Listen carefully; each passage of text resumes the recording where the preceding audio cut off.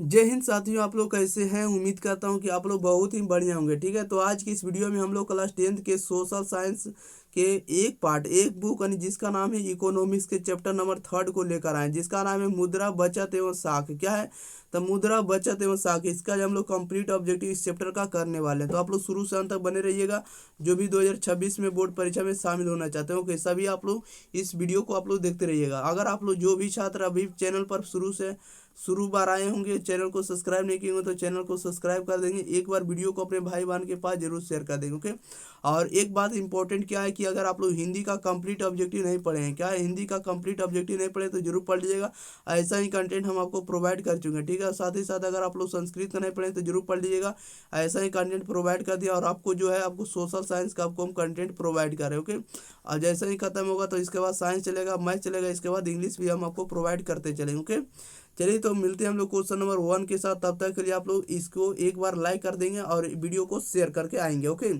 Question number 1 ले रहे, कह रहा है कि आधुनिक युग की प्रगति का श्रेय मुद्रा को ही है, ऐसा कथन किसका है, बताइएगा। कह रहा है कि आधुनिक युग की प्रगति का जो श्रेय है मुद्रा को ही है, ऐसा कथन किसका है। तो ऐसा कथन जो है प्रोफेसर मार्शल जी का है। किसका? तो प्रोफेसर मार्शल जी का कथन है।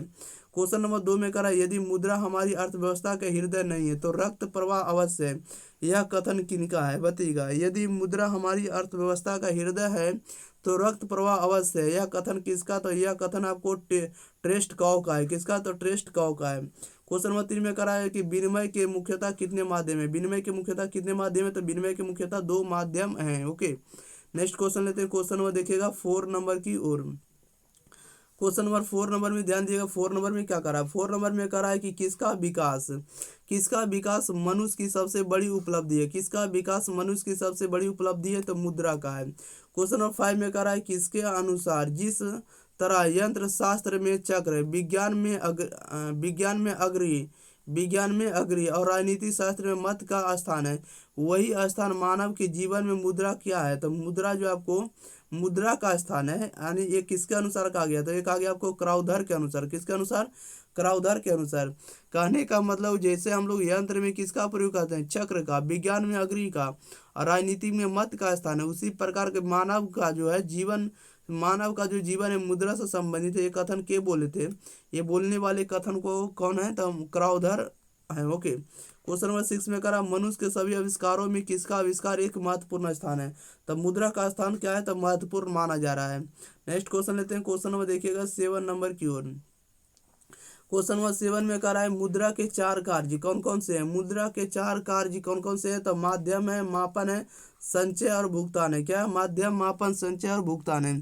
क्वेश्चन नंबर 8 नंबर में क्या करा है? 8 नंबर में कह रहा है कि भारत पाकिस्तान नेपाल की मुद्रा क्या है। भारत पाकिस्तान नेपाल की मुद्रा क्या है? तो रुपया है। क्या? रुपया है।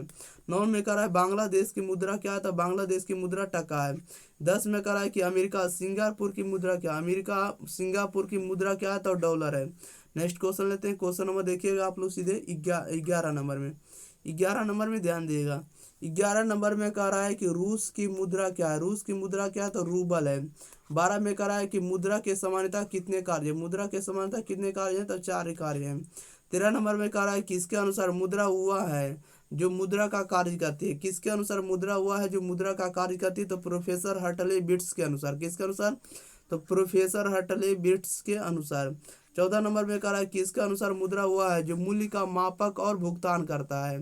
बताइएगा किसके अनुसार है। तो ये है आपको, देखिए, मुद्रा का जो भुगतान करता है ये किसने बोले थे? ये बोले थे आपको कोलबर्न के अनुसार। क्या बोले थे?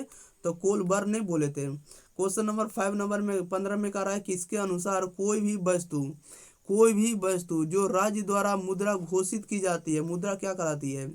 तो कह रहा है कि किसके अनुसार कोई भी वस्तु जो राज्य द्वारा मुद्रा घोषित की जाती है मुद्रा कहलाती है। ये बोला गया था आपको प्रोफेसर नेप के अनुसार। क्वेश्चन नंबर 16 में कह रहा है, किसके अनुसार मुद्रा वह वस्तु है जिसे सामान्य स्वीकृति प्राप्त हो।